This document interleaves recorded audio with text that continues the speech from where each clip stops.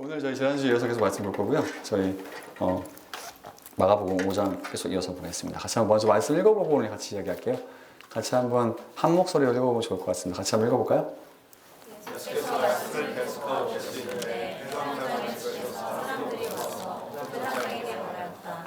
땅이 죽었습니다. 이제 선생님을 더 괴롭혀서 무엇을 하십니까? 예수께서 이 말을 곁에서 들으시고 장정에게 말씀하셨다. 두려워하지 말고 믿기만 하라. 그리고 베드로와 야고보와 야고보의 동생 요한 밖에는 아무도 따라오는 것을 허락하지 않으셨다. 그들이 회당장에 집에 이르렀다. 예수께서 사람들이 울며 통곡하며 떠는 것을 보시고 들어가셔서 그들에게 말씀하셨다. 어찌하여 떠들며 울고 있느냐? 그 아이는 죽은 것이 아니라 자고 있다. 그들은 예수를 믿었다. 그러나 예수께서는 그들을 다 내보내신 뒤에 아이의 부모와 예배를 드리고 아이가 있는 곳으로 돌아가셨다. 그리고 아이의 손을 잡으시고 말씀하셨다. 달리라고. 이는 번역하면 소녀야 내가 내게 말한다 일어나노라 하는 말이다. 그러자 소녀는 곧 일어나서 걸어다녔다. 소녀의 나이는 12살이었다. 사람들이 크게 놀랐다. 예수께서 이 일을 아무에게도 알리지 말라고 그들에게 엄하게 명하시고 소녀에게 먹을 것을 주라고 말씀하셨다. 네. 뭐 여러분 지난주에 계속 이어서 얘기하는데 오늘 말씀 주일학교 1, 2년 다녀본 사람은 다 아는 말이죠. 그리고 뭐 제가 지난주에 이어서 혹시 모르는 사람들이 있어서 설명하면 지난주에 이야기가 어떻게 시작됐죠? 지난주에 이 야이로라고 하는 회당장이었던 사람이 예수님께 와서 내 딸이 아프니까 도와주십시오라고 해서 예수님이 그 사람의 딸을 고치려고 길을 가고 있었습니다. 그런데 길을 가는 도중에 어떻게 됐죠? 중간에 갑자기 어떤 여인이 등장해서 자기 병을 고침받고 싶어서 예수님의 몸을 딱 만졌잖아요. 그래서 예수님께서 그걸 보시고 이 여자를 다시 그 많은 사람들 가운데 있는데 불어내셔서 이 사람의 병뿐만 아니라 이 사람이 이슈였던 그런 사회적으로 되게 아웃캐스트였던 그 사람의 사회적인 지위를 다시 한번 회복해 주셨어요. 근데 예수님께서 길을 가시던 중이었잖아요. 그리고 원래 이 여자를 고쳐주러 가는 게 아니라 야이로의 딸을 고쳐주러 가고 있었는데 그것 때문에 지체됐죠, 그렇죠? 그래서 오늘 말씀의 시작이 어떻게 됩니까? 그 야이로의 종이 와서 딸이 죽었다라고 이야기합니다. 근데 예수님께서 야이로에게 두려워하지 말고 믿어라라고 말씀하시고 예수님께서 야이로의 집에 가셔서 딸이 죽은 것을 다 고쳐주신 내용입니다. 이거 뭐 별로 복잡한 내용도 아니고 어려운 내용도 아니잖아요. 근데 제가 지난주에 이어서 먼저 얘기하고 싶은 게 하나 있는데 이제 여기서 기도에 대해서 이야기하고 있습니다. 그런데 여러분 기도는 좋은 것 같아요. 우리가 어떻게든 하나님과 대화를 하려고 노력하는 건 참 좋습니다. 그러니까 여러분의 있는 문제와 여러 가지 고민들을 하나님께 그걸 다 아뢰는 건 참 좋은 것 같아요. 저희가 지난주에 똑같은 제목으로 계속 기도할 수 없다라고 했지만 적어도 우리가 하나님께 우리의 있는 모든 이슈들을 내려놓고 하나님께 도움을 구하는 건 참 좋은 것 같고 또 제 개인적으로도 여러분들의 기도 제목을 그렇게 같이 기도하고 또 하나님께서 여러분들의 모든 문제에 그렇게 응답해 주시면 참 좋을 것 같습니다. 이게 첫 번째예요. 그러니까 여러분 마음 놓고 기도하셔도 됩니다. 왜냐면 제가 지난주에 걱정했거든요. 근데 오늘 꼭 말하고 싶었어요. 여러분 기도하고 싶으신 거 하나님께 마음껏 가져 나가셔도 좋은 것 같습니다. 또 하나 얘기하고 싶은 건 뭐냐면 오늘 본문을 보다 보면 죽은 자가 살아나잖아요. 사실 이건 이미 우리에게 다 응답된 내용이죠. 이렇게 얘기하면 여러분들이 저 사람이 미쳤나라고 얘기할 수 있지만 저희가 성경을 보면 여러분 어떻죠? 성경을 보다 보면 우리는 죽지 않을 거라고 얘기하잖아요. 맞나요? 예수 믿는 사람은 죽어도 살겠고라고 하면서 예수님 살아서 믿으면 죽지 않고 부활할 거라고 얘기합니다. 여러분 다 믿으세요, 여러분? 믿으십니까? 예. 왜냐면 제가 이 얘기를 왜 하고 싶냐면 여러분 이 사진이 이제 제가 프라이버시 때문에 옆에 가렸어요. 근데 병원에서 일하는 친구들 이게 뭔지 알 겁니다.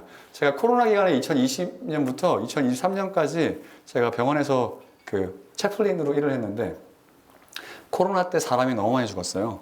그래서 제가 되게 큰 병원에서 일했습니다. 그러니까 제 베드가 한 930개 정도 되는 병원이었어요. 정말 큰 병원이죠. 근데 제가 거기서 ER에서 1년 반 정도 일을 했습니다.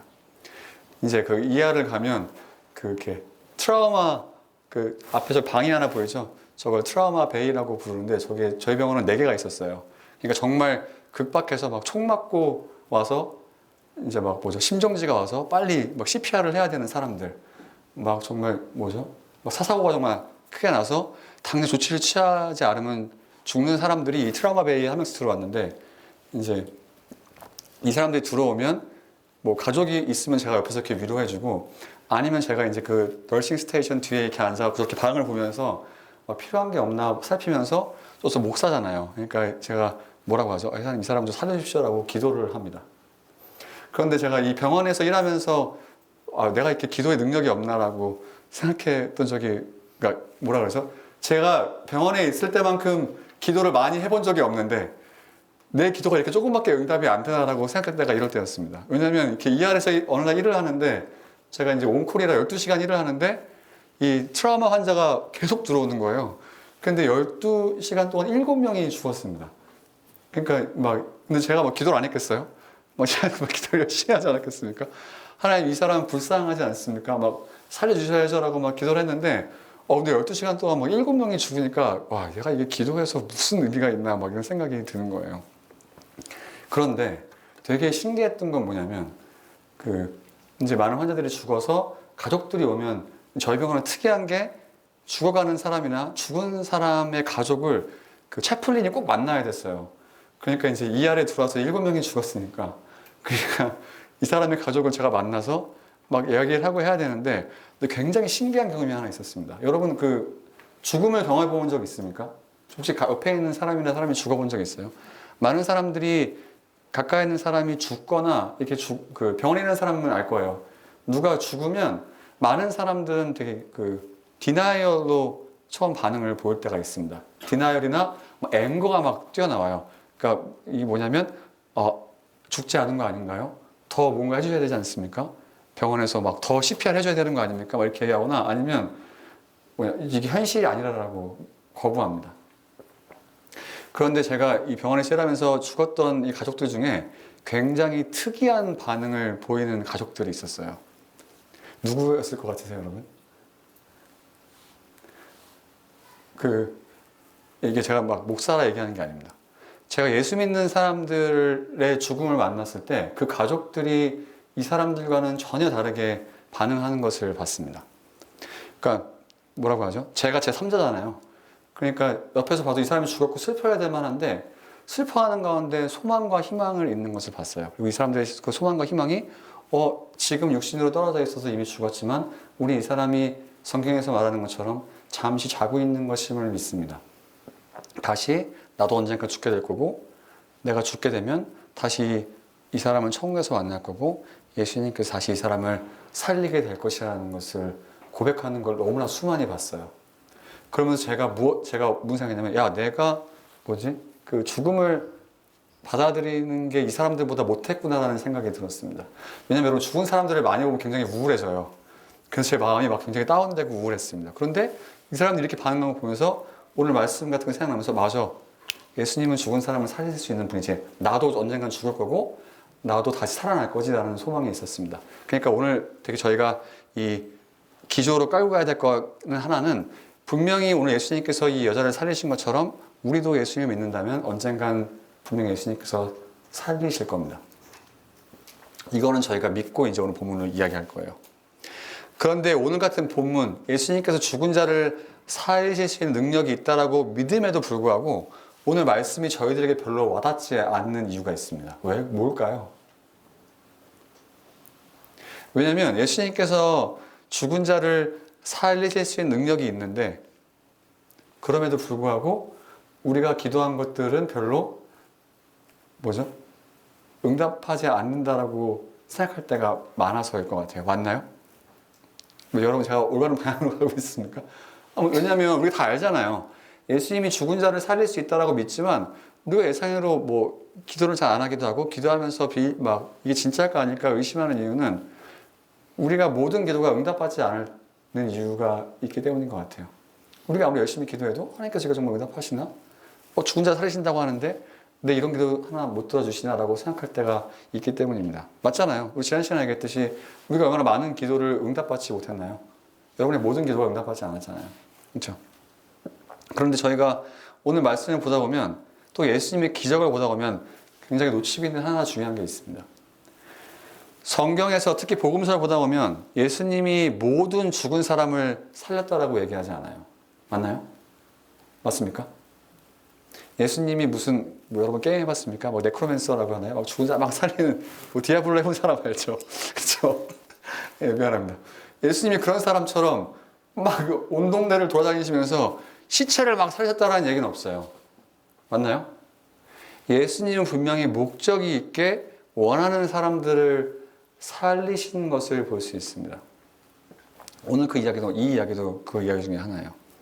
다시 생각하면 예수님이 기적을 보이시고 누군가의 부탁을 들어주실 때 지난주 말씀과 이어서 보면 분명히 목적 있게 하신 것을 볼 수 있습니다. 예수님께 죽은 자를 살려달라고 왔던 사람은 야이로뿐만이 아닐 거예요. 그렇죠? 근데 예수님께서 모든 죽은 자를 살렸다라는 기록은 없습니다. 그 예수님께서 죽은 자를 살리기 위해서 돌아다녔다는 말도 없어요. 그런데 예수님께서는 분명히 죽은 자를 살리신 기억이 있는데 그런 목적과 의도가 분명히 있는 것 같습니다. 적어도 오늘 말씀은 되게 명확해요. 오늘 말씀은 예수님께서 야이로의 딸을 구하시면서 내가 죽은 자를 살릴 만한 능력이 있다는 걸 사람들에게 보여주신 것 같습니다. 그런데 이게 우리한테 어떻게 와닿을까요? 단지 그냥 우리가 나중에 꽥하고 죽으면 천국가 다시 살아나겠지. 이거밖에 우리에게 의미가 없을까요, 여러분? 아까 앞에서 구약 성경을 보다 보면 예수 믿고 죽으면 잔다라는 표현을 한다고 했습니다. 오늘도 잔다라는 표현을 하죠.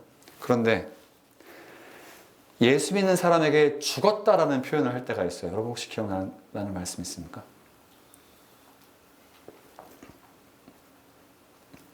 알겠어요. 보죠. 네, 그러니까 내가 여기 있겠죠, 그렇죠?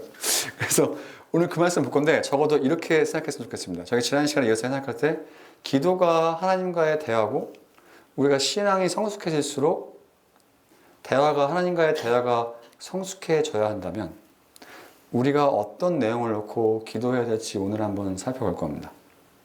그리고 오늘은 많은 부분을 설명하기보단 적용하면서 좀 기도해보면 좋겠어요. 이렇게 하면 기도해보자라고 생각했으면 좋겠습니다. 앞에서 육체적인 죽음은 이야기했어요. 잔다라고 표현했습니다. 그런데 예수님께서 보실 때 우리가 죽은 것 같은 모습이 있다라고 얘기했어요. 성경에 말씀이 나옵니다. 같이 한번 읽어볼게요. 저희가 뒤에서 한번 읽어보겠습니다. 요한계시록 한번 읽어볼까요? 같이 한번 읽어보겠습니다. 하나님의 일곱 영과 일곱 별을 가지신 분이 말씀하신다. 나는 내 행위라오다. 너는 살아있다는 이름은 있으나 실상은 죽은 것이다. 이건 굉장히 우리에게 두려운 마음을 줍니다. 사대교회는 초대교회에 있던 교회 중에 하나예요. 근데 예수님께서 사도 요한을 통해서 편지를 써보내시는데 뭐라고 하십니까? 야, 너네 교회가 내가 보니까 너네 행위를 보니까 너네가 살았다는 이름은 있는데 죽었네? 라고 말씀하십니다. 무슨 말이죠? 예수님 믿는 교회였는데 예수님 믿는 사람들인데 예수님께서 보실 때 이 사람들이 죽었다라는 거예요. 그래서 한번 읽어볼까요?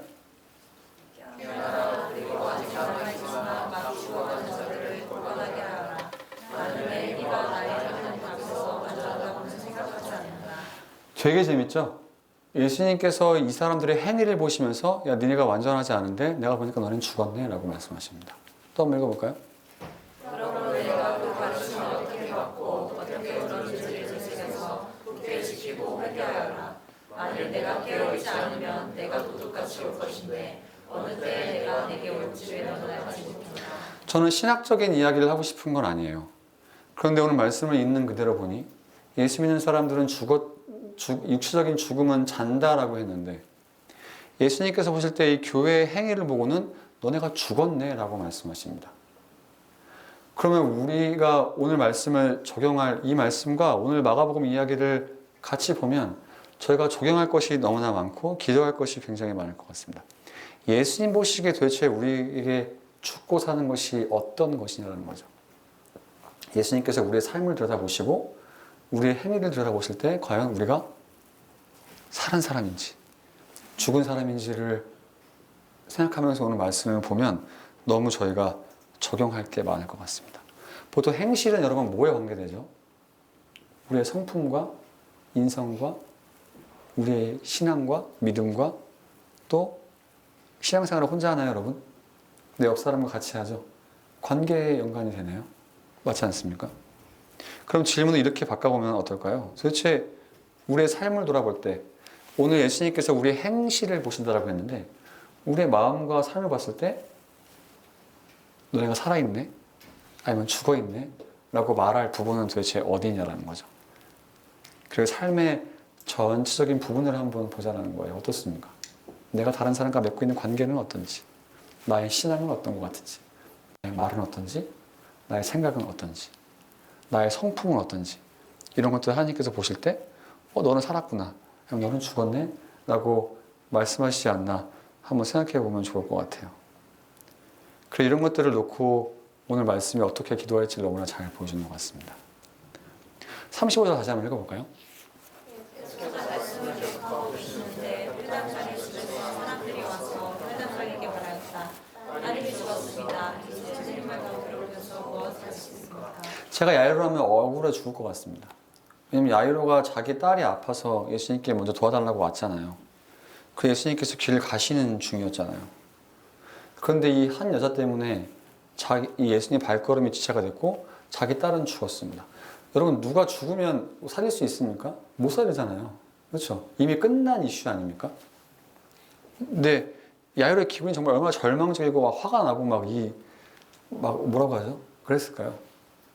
그런데 우리도 여러분 이럴 때가 있지 않나요? 우리가 죽었다라는 것을 비단 육신의 죽음뿐만 아니라 아까 앞에서 얘기했던 우리의 성품이나 관계나 이런 신앙을 생각해 보면 우리가 생각할 때 너무 늦지 않았나라고, 이미 끝났다라고 생각되는 것들이 있습니다. 그래서 이렇게 얘기하면 되게 추상적이잖아요. 그렇죠? 여러분 저랑 다를 수도 있죠.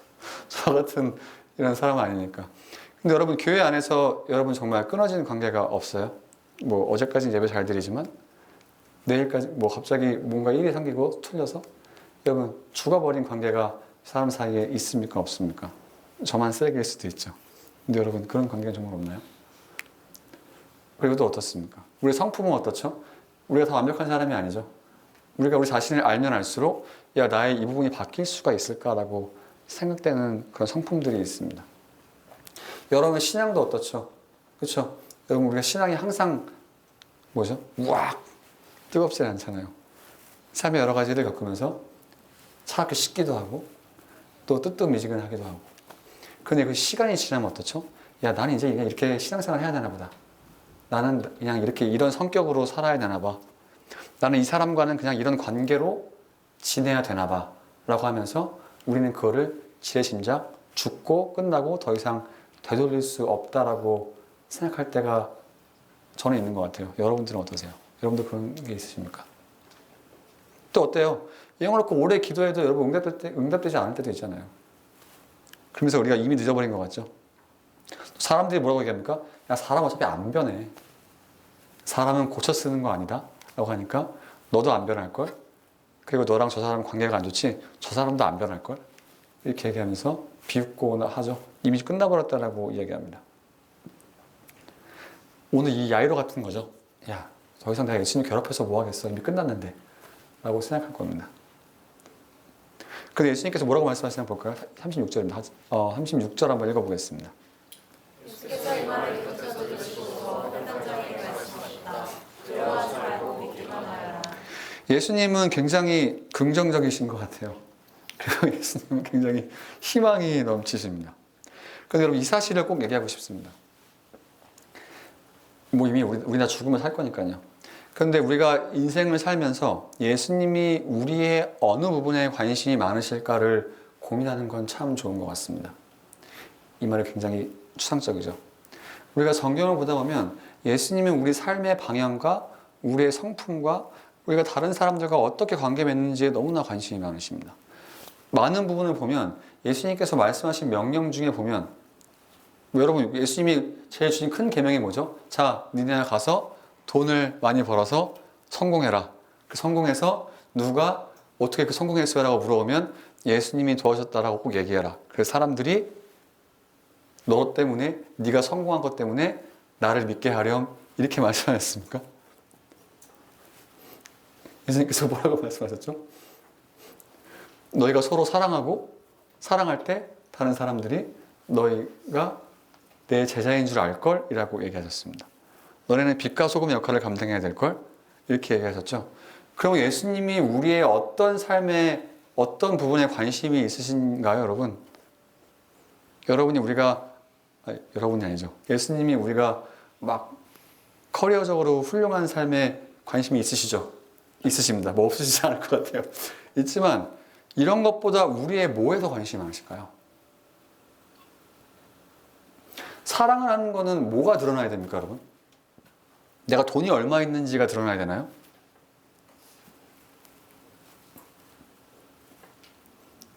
되게 막 어려운 질문을 했습니까? 내가 사랑하는 것은 나의 뭐가 나타나야 사랑할 수 있어요. 네, 나의 성품이 나타나야 사랑할 수 있잖아요. 누군가 사랑하는 것은 행동이지만 이게 성품 없이는 안 됩니다. 예수님이 관심 있는 명확한 건 있죠. 그럼 예수님이 우리가 관심 있는 게 뭡니까? 예수님은 우리가 성품에 관심이 많으신 것 같아요. 그 성품에 뭐를 표현하죠? 우리가 다른 사람과 어떻게 관계가 있고 생각하고 우리의 성격이 어떻고 우리가 어떤 말과 행동을 하고 살아가는지에 관심이 많으십니다. 그러면 도대체 예수님 보실 때 우리가 죽었다라고 생각하는 그런 부분들, 그런 관계들, 그런 우리의 성품들, 인성들이 예수님 볼 때는 별로 우리가 이게 변할까? 이 관계가 개선이 될까? 내가 이 사람과 관계가 회복이 될까? 내 성품이 정말 좋아질까? 내가 이 사람을 사랑할 수 있을까라고 할 때 예수님이 별로 야 두려워하지 말고 믿기만 하면 될걸? 이라고 말씀하신다는 거죠. 여러분이 기대하는 게 아닙니까? 아니면 기대 안 하는 걸 수도 있죠. 나는 딴 거에 관심이 있을 수도 있죠. 근데 예수님은 별로 그런 거에 관심이 없으시고 이런 거에 관심이 있으신 것 같아요. 그러면서 뭐라고 하시죠? 39절 한번 읽어볼까요?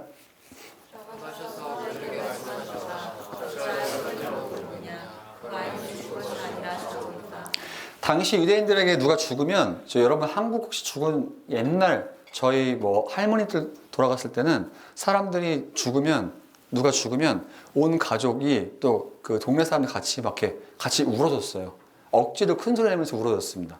같이 슬퍼해 주는 거죠. 근데 유대인은 똑같아요. 유대인도 누가 죽게 되면 곡하는 사람을 고용했습니다. 그래서 이 집에서 울게 해줬어요. 막 울게 누가 죽었고 이런 슬픔을 표현하게 했습니다. 근데 예수님께서 이 사람들 볼 때 야, 이 아이는 죽은 것이 아니니까 유일하게 예수님은 지금 희망적으로 이 아이가 살았다라고 죽지 않았다라고 잔다라고 말씀하신다는 거죠. 저희도 동일한 것 같습니다. 저희도 볼 때 이미 끝나버리고 죽은 것 같은 우리의 성품과 인성과 신앙과 관계들을 볼 때 예수님께서 보실 때는 그런 게 정말 끝난 것 같니? 돌이킬 수 없을 것 같아? 다시 살릴 수 없을 것 같아? 변화시킬 수 없을 것 같아? 라고 우리에게 묻고 계신 것 같아요. 왜냐하면 뭐죠? 예수님의 관심은 온통 거기 있기 때문이죠. 근데 이 사람들은 잠깐 볼까요? 예수님께서 이렇게 말씀하셨을 때 40절에 한번 읽어보겠습니다. 예수를 믿으셨다. 그러나 예수께서는 그들을 다 내보내신 뒤에 아이의 부와 일행을 데리고 아이가 있는 곳으로 들어가셨다. 우리는 굉장히 현실주의자가 됩니다.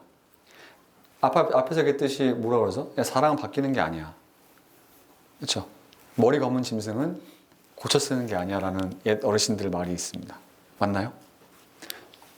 근데 네가 변할 수 있을 것 같아? 그리고 그 사람이 변할 것 같냐? 그리고 네가 그 사람과 관계가 이렇게 틀어졌는데 정말 회복될 것 같아? 라고 하면서 우리는 현실적으로 그런 것을 바라보죠. 예수님을 비웃는 사람들이 누구였습니까? 곡하는 사람들이었습니다. 이미 죽었어요. 그러니까 예수님이 잔다고 했을 때 이게 얼마나 웃겼겠습니까? 근데 냉정하게 세상적인 눈으로 보면 이 사람들은 굉장히 이성적이고 현실주의자죠. 맞지 않습니까? 그런데 예수님이 보실 때는 이것이 좀 뭔가 잘못된 것 같다는 거죠. 우리도 마찬가지라는 거죠. 우리도 우리의 신앙을 바라보고 우리의 성품과 삶을 바라보고 다른 사람과의 관계를 바라보고 다른 사람들을 바라볼 때 예수님께서 바라보시는 눈으로 바라볼 필요가 있습니다. 이렇게 현실적으로 바라보면서 비웃을 필요는 없을 것 같아요. 왜냐하면 예수님이 죽은 자를 살릴 수 있는 사람이면 우리의 성품과 끊어진 관계와 우리의 잘못된 그런 것들을 정말 바꾸시고 변화 못 시킬 거라고 생각하세요, 여러분? 아니지 않을까요? 오늘 말씀이 그거를 이야기하는 것 같습니다. 그러면서 뭐예요? 예수님이 죽은 자를 살릴 수 있다는 것은 동시에 예수님께서 그런 힘이 있다라고 이야기하는 것 같아요. 그러면 우리가 이제 무엇을 어떻게 기도할지를 생각해 보면 너무나 좋죠. 41절 다시 한번 읽어보겠습니다. 그리고 아이의 손을 잡으시고 말씀하셨다. 달리라고 이를 명령하며 손해야 내가 내게 물어라. 일어나거라 하는 말이다. 지난 시간에 몸에서 피가 나오는 사람을 만지는 건 부정하다고 했죠. 시체를 만져도 부정합니다. 지금 예수님께서 근데 누구의 손을 만지고 계시죠? 죽었다라고 하는 사람의 손을 만지시고 말씀하고 계십니다. 계속 몇 주부터 반복돼서 이야기했던 것 중에 하나예요. 예수님께서는 이런 부정한 사람, 부정한 부분을 만지시기 원합니다. 우리에게도 동일한 것 같아요. 예수님께서도 우리의 죽어있는 부분을 만지시기 원하는 것 같습니다. 그게 우리의 누군가와의 끊어진 관계든, 우리의 정말 고칠 수 없는 성품이든, 또 우리의 죽어버린 신앙이든, 예수님께서는 그런 부분을 만지시기 원하는 것 같아요. 그럼 생각해보면 좋죠. 저 영어 틀리면 얘기해 주세요. 알겠죠? 그럼 우리가 생각해봐야 될 게 뭡니까?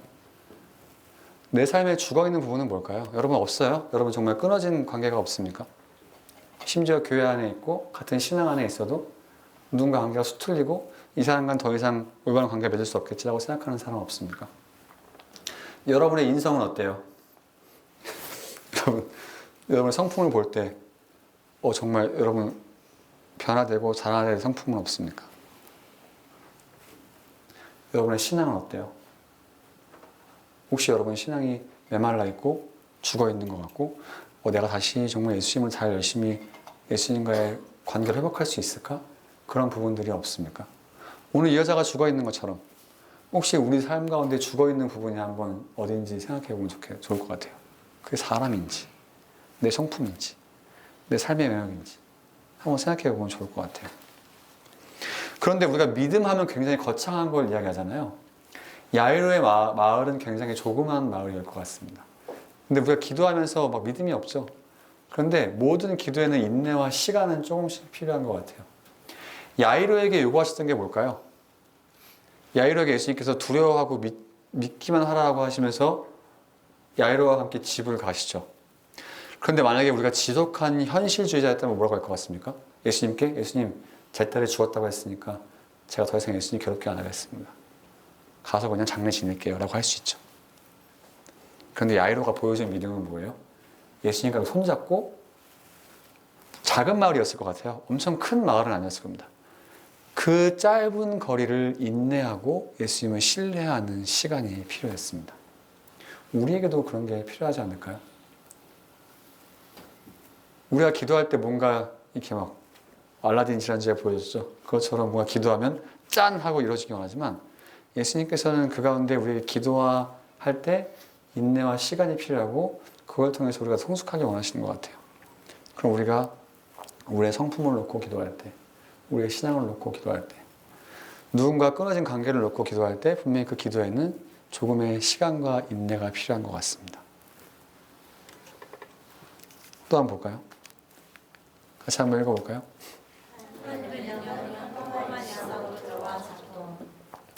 작동합니다라고 해야 되는데 단말 같네요. 여기 달리다곰이라는 말이 있죠. 이건 아람어입니다. 당시에 유대 지방을 보면 로마 제국의 속주였으니까 로마 제국의 언어였던 라틴을 썼을 거고, 당시 지중해 지방의 일반 언어였던 그릭을 썼을 거고, 또 히브리 사람이니까 히브리어 썼을 거고, 동시에 히브리어랑 아람어는 사실 바벨론 지역에서 쓰던 중동 지방에 쓰던 언어인데, 이 이스라엘 사람들이 바벨론 포로로 끌려갔다 하잖아요. 그래서 이 사람들이 아람어도 같이 쓰기 시작했습니다. 그러니까 그냥 당시 일상을 살아갈 때 쓰던 언어였어요. 근데 예수님께서 이 소년을 살릴 때 해리포터 주문 뭡니까? 이런 주문을 쓰신 게 아니라 그냥 소녀야 일어나라라는 굉장히 일상의 언어를 사용하세요.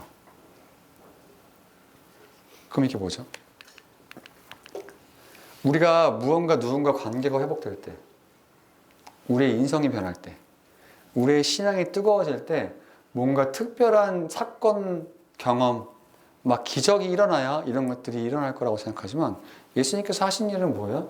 평범하게 그냥 평범한 말로 손을 잡고 일으켜 주신 것 뿐입니다. 이게 우리가 기도 응답이 어떻게 일어나는지를 알게 돼요. 어쩔 때 하나님께서 일하시는 방법은 너무나 평범하고 너무나 우리 일상 가운데 자연스럽게 일어날 때가 있습니다. 우리의 성품이 꼭 뭔가 대단한 사건을 겪어야 변하는 건 아니에요. 우리의 신앙이 갑자기 여러분들이 무슨 집회를 가서 불을 받아서 뜨거워지는 게 아닙니다. 여러분이 누군가의 끊어졌던 관계가 다시 회복되는 건 뭔가 그 사람과 막 다시 엄청난 일이 있어서 회복되는 건 아니에요. 우리가 이걸 놓고 인내를 갖고 기도할 때 정말 평범하게 우리의 신앙이 다시 뜨거워질 수도 있고 우리의 성품이 변화될 수도 있고 우리가 누군가의 관계로왔던 관계가 너무나 자연스럽게 회복될 수도 있습니다. 그런 것들을 기대한다면 우리가 인내하고 기도할 것 같아요. 우리의 신앙도 마찬가지죠. 근데 우리의 문제는 뭐예요? 인내하고 시간이 필요하니까 뭡니까? 항상 두려워한다는 거죠. 이게 될까? 저 돈패닉 저거 뭔지 혹시 영화 좋아하는 사람은 제가 너무 늙었죠. 아무튼 근데 우리가 해야 될 건 뭡니까? 그런 문제와 이슈들에 대해서 오늘 예수님께서 야이로에게 뭐라고 말씀하세요? 두려워하지 말고 믿기만 하고 이 짧은 거리를 나와 함께 걸어가자라고 말씀하십니다. 그럼 우리도 마찬가지 아니겠어요? 사람들은 그런 것들을 비웃을 거예요. 너 안 변할걸? 그 사람도 안 변할걸? 그 관계 이미 끝났을걸? 야, 너 신앙이 다시 회복될 수 있을 것 같아? 라고 얘기하지만 예수님께서 뭐라고 말씀하세요? 아닌데? 나는 거기에 관심이 너무나 많고 거기에 만지기 원하고 살리기 원해. 네가 할 것은 뭐야? 나와 함께 조금만 걸어갈 인내와 시간. 사람들이 뭐라고 하든 네 마음속에서 뭐라고 하든 두려워하지 말고 믿고 나에게 기도로 맡기라라고 말씀하십니다. 왜냐면 두려움은 왜 그래요? 야이로가 두려워했다면 어떻게 했을까요? 예수님, 저 그냥 집에 갈게요. 내 딸 이미 죽었으니까 그냥 가겠습니다라고 가겠죠. 그러지 않았다라는 겁니다. 전도도 마찬가지인 것 같아요. 전도도 마찬가지 아닙니까? 우리가 누군가 전도할 때 얼마나 힘들어요. 그리고 막 이런 것들이 있지만 만약 이런 것임을 안다면 기도의 인내와 시간이 필요하고 뭔가 이 사람이 사건 때문에 변화되겠지라기보단 가랑비에 옷 젖듯이 시간과 인내를 통해서 이 사람이 변화될 거라고 기대한다면 때로는 현실주의자 같이 곡하는 사람 같이 이 사람이 예수님 믿을 수 있을까? 하는 그런 회의적인 마음이 들지만 오늘 야이로처럼 하나님과 그 짧은 거리를 기도로 인내하며 나아갔을 때 예수님께서 우리가 전도하기 원하는 사람을 또 만드셔서 전도시키시지 않을까요? 그 여러분 어때요? 여러분 마음속에 생각나는 사람이 있습니까? 전도의 대상자일 수도 있죠. 아니면 여러분과의 뭐 오해나 사건, 사고, 다툼으로 멀어진 사람이 있을 수도 있습니다. 또 어때요? 여러분의 변하지 않는 무언가 중독됐거나 끊어버리지 못하는 나쁜 습관이거나 또 여러분의 죄거나 여러분이 알고 있는 약점, 나쁜 성품일 수도 있습니다. 여러분의 신앙일 수도 있을 것 같아요. 내가 어릴 때부터 교회 다녔지만 이제 예전 같지도 않고 습관처럼 그냥 교회 나오고 내 마음은 아무렇지도 않고 죽은 것 같이 그냥 그게 그거 같고 그게 그거 같고 그런 마음들이 있다면 예수님께서 뭐라고 말씀하신다고요? 그런 부분들 예수님은 보기 원하시는 것 같아요. 그런 관계를 보기 원하십니다. 그런 사람을 보기 원하세요. 그리고 뭡니까? 그런 걸 놓고 인내하며 여러분들이 기도하길 원하십니다. 여러분이 미워하는 사람을 놓고 여러분과 싸웠던 사람을 놓고 여러분과 갈등 관계에 있는 사람을 놓고 여러분이 끊어버릴 수 없는 그 나쁜 습관을 놓고 나쁜 성격을 놓고 여러분이 메말라버린 그 신앙을 놓고 하나님께서 인내하고 기도하기 원하십니다. 그럼 그게 어떻게 응답될 거라고요? 아주 우리도 알게 모르게 평범한 방법으로 시간이 지나면서 변화될 것을 기대해도 괜찮은 것 같아요. 그런데 우리는 항상 뭔가 되게 드라마틱한 것을 원하지만 뭐라고 합니까? 괜찮아. 두려워하지 말고 직면해. 어떻게 내가 살리는지 보렴이라고 예수님께서 말씀하시는 것 같아요. 그럼 여러분 막 기도하고 싶은 마음이 막 저만 그렇습니까? 잠깐 기도하죠.